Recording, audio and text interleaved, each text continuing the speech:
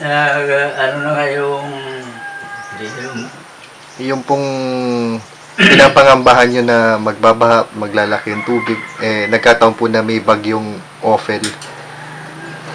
lumaki ang tubig. Talagang yung last step ng aming flood control doon sa taas na. At aapaw ng tubig.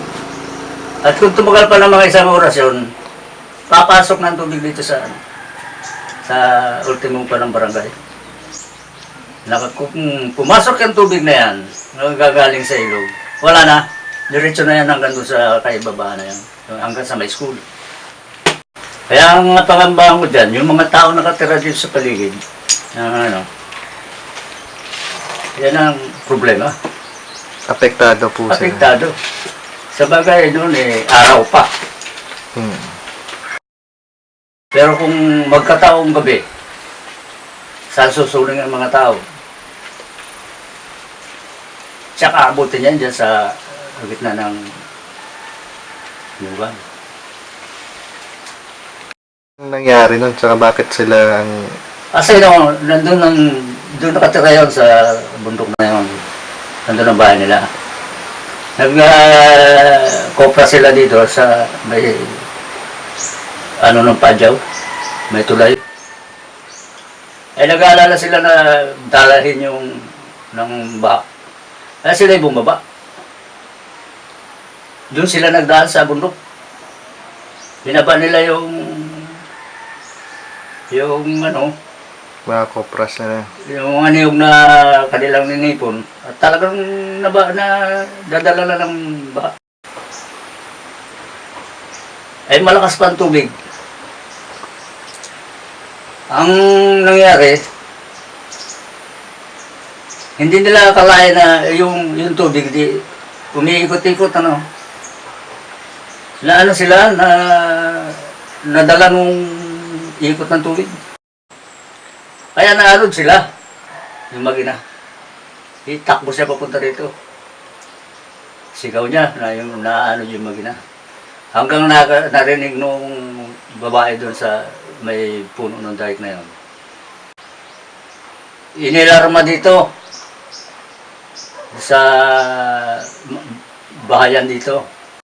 Kaya yung dumaan na may dalang bata, nakarinig, pamangkin yun Kaya ginawa niya, inabatanan niya dito sa banda rito. Nagabang na mga tao rito sa may bahayang ito. Ay ang nahagip na lang nila, yung babae, yung nanay. yung nanay po. Yung anak, hindi na nila nagkahiwalay sila. Meron namang yung pamangkin mo nakabat dito sa bandang baba. Ang nagilap lang niya damit. Nung bata? Nung bata. Hindi na niya nakuha yung katawan. Kaya, inanap yun. Ay hindi na dahil medyo malalim-lalim pa ang tubig.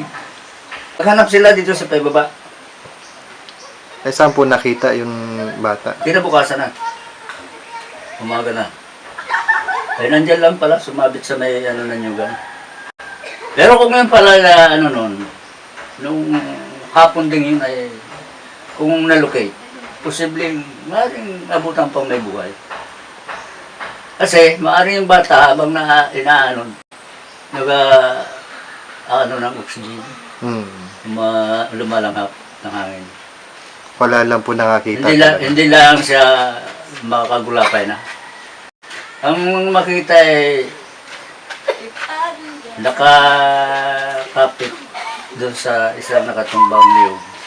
Sa patong ang kamay niya.